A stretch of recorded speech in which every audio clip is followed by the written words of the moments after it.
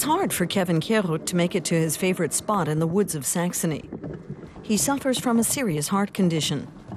Until last August, Kevin led the life of a normal 19-year-old. Then he collapsed and was diagnosed with a life-threatening myocardial insufficiency. Because no donor heart was available, doctors implanted an artificial heart pump. Now Kevin's permanently connected to the machine. It's not a nice feeling. It's awful. But if I disconnected the machine, I'd be dead within half an hour.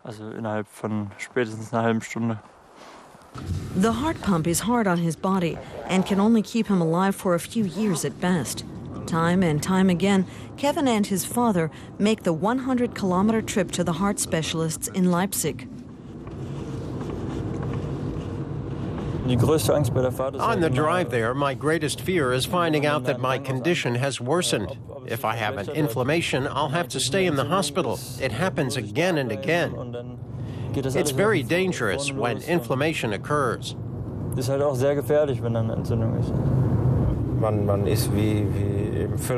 like a bad dream. You can't think clearly. You go around in circles. As a father, you can do nothing but stand by. If it was a kidney, I could give him one of mine. But that just doesn't work with a heart.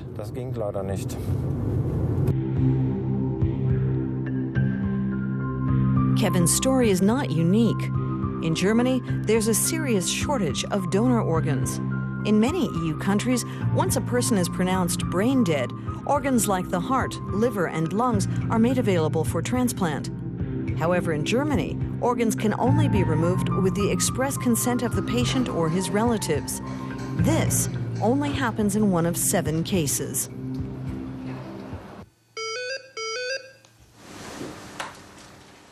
Konrad, DSU Berlin-Brandenburg. Transplant coordination centers receive information about the few potential donors. Across Germany, thousands of patients are desperately waiting for transplants.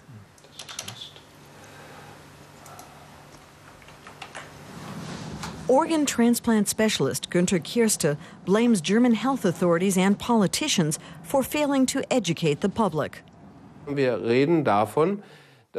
We want the state and the authorities to finally comply with paragraph 2 of the transplant law, which states that German health agencies, the authorities, etc., are obliged to inform the public about organ donation. But no one does.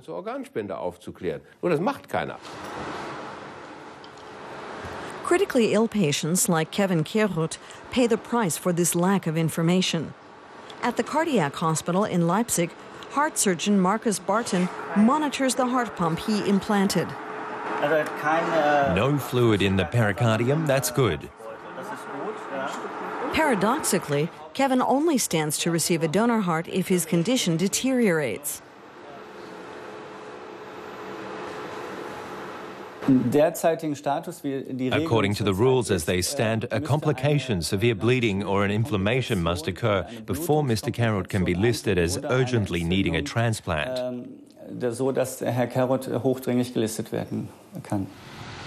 Now the CDU and SPD both want to change the transplant law to reduce the chronic shortage of donor organs. We need more organ donors in Germany. Our plan is to ensure people are confronted with the issue at least once in their lives. Do I want to donate organs or not? Or do I refuse to comment? People should be confronted with this issue at least once. The idea is to ask people to donate organs when they get a new passport, driver's license, or identity card. Their decision would then be registered in the ID document. The SPD parliamentary party leader Frank-Walter Steinmeier supports the law. Last year, he donated a kidney to his wife. But some politicians are against the proposed reform. I show my passport at airports around the world. It's handled by people with whom I don't want to share such information. That's one aspect. The other is that you must give people the right to say, I don't wish to deal with this topic. CSU health expert Johannes Singhammer even wants to debate the subject of brain death as it affects potential donors. It's been established that a pregnant woman declared brain dead can still give birth to a child. So that's grounds for further discussion. But for Professor Kirste, this is the wrong discussion. The difficulty is that this once again raises fears, which are then mirrored in the public debate. And these fears are about brain death, about which there's a very clear scientific position around the globe.